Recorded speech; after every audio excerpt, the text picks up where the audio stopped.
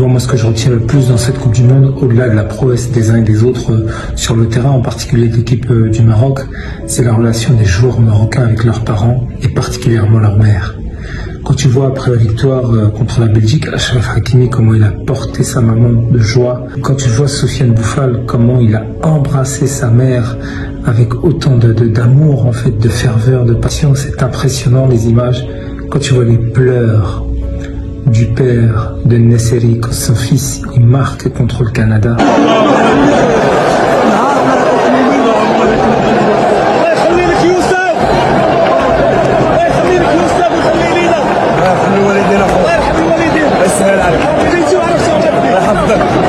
Quand tu vois aussi les paroles bouleversantes de la mère de Hakim Ziyech quand il quitte l'Ajax pour aller à Chelsea et que tu vois Ziyech les larmes aux yeux, c'est beau.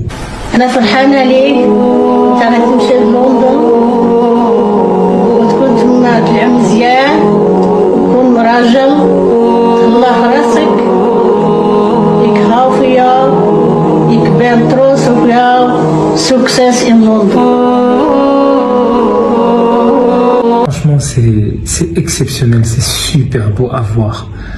Le Maroc fait la démonstration que c'est une équipe qu'il faut respecter sur le terrain, mais ce que j'aime au-delà des prouesses, encore une fois, au-delà du talent, au-delà du jeu, au-delà du beau jeu, au-delà de la prouesse historique, au-delà de l'histoire qu'ils sont en train d'écrire, mais sur le terrain footballistique, c'est comment ils ont réussi à porter également les valeurs de toute une tradition, dans la tradition arabo-islamique qu'on retrouve évidemment en Afrique et ailleurs. La relation avec les parents et surtout la mère, elle est fusionnelle, elle est exceptionnelle en fait.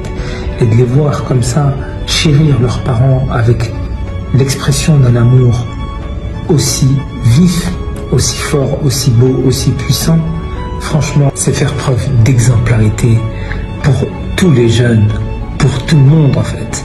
Parce que j'ai pas vu honnêtement d'autres équipes voir les joueurs comme ça immédiatement après la victoire, aller chérir, à les porter dans leurs bras, à les embrasser, à les exprimer vraiment encore une fois cet amour pour leurs parents et particulièrement la maman. Et ça, je pense que c'est exceptionnel. Et dans la tradition arabe et particulièrement au Maroc, on a une expression, c'est Ardat el-Walidine. Tu veux aller loin, tu veux faire de tes rêves une réalité, eh bien n'oublie jamais d'où tu viens, n'oublie jamais les anciens et en premier lieu tes parents. C'est eux qui t'ont tout donné, c'est eux qui t'ont éduqué, c'est eux qui t'ont élevé, c'est eux qui ont sacrifié leur vie pour que tu puisses faire la tienne. Et ça, il ne faut jamais l'oublier.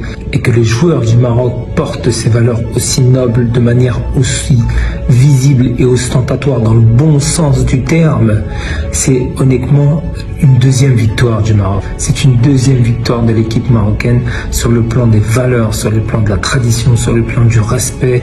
Et ça, c'est ce que je retiendrai peut-être le plus dans cette Coupe du Monde. Et tu vois, ça, c'est un comportement fort de beauté, fort d'enseignement, également fort de motivation, parce que c'est auprès d'eux, de leur amour, que tu puises la force, un peu comme les joueurs sur le terrain, afin de tout donner, de s'arracher, de faire de tes rêves des réalités, d'avoir de l'ambition saine qui puisse te faire grandir, comme grandira le Maroc suite à cette épopée exceptionnelle et cette histoire qu'ils ont écrite dans cette Coupe du Monde qui rentrera dans l'histoire.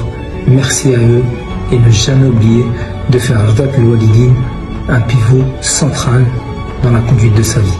Parce que le jour où ils ne seront plus là, tu sentiras un vide qu'il te sera quasiment impossible de combler.